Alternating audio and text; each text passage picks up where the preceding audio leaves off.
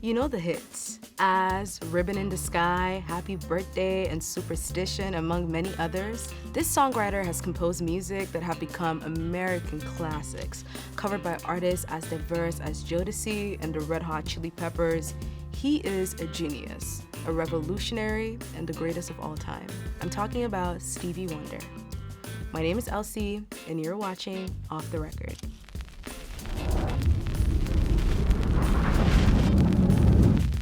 Stevland Hardaway Morris began his career at the young age of 11 when he signed to a subsidiary label of Motown Records and released under the name Little Stevie Wonder. He was an instant success, though greater fame eluded him. During these developmental years, he became known for songs such as Fingertips, Chérie Amour, and Signed, Sealed, Delivered. He even lent his talents to his label mates, such as Smokey Robinson, when a young Stevie Wonder wrote Tears of a Clown. But Stevie Wonder was yearning for more.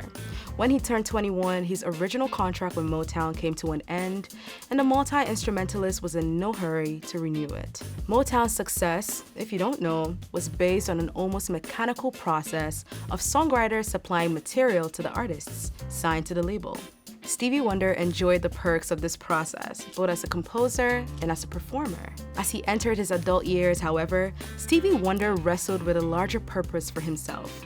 He wanted to infuse a greater message into his music, and in order to do this, he withdrew from the label system and independently recorded 2 albums. He then leveraged the new material to not only win creative control, but also a higher royalty payment.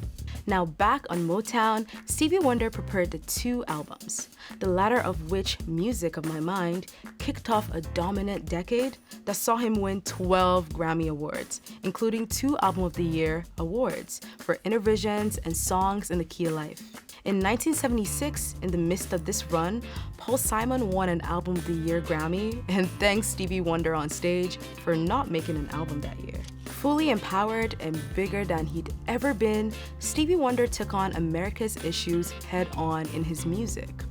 Living for the City attacked inequality, You Haven't Done Nothing weighed in on presidential politics, and Black Man was Stevie Wonder's plea for racial harmony.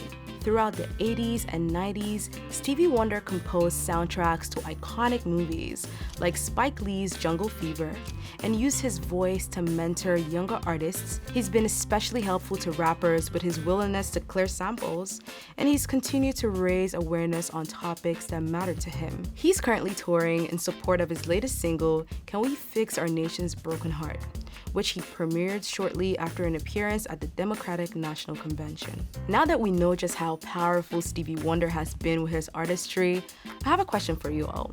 What are your favorite Stevie Wonder songs or albums? As usual, leave a comment and let's have a conversation.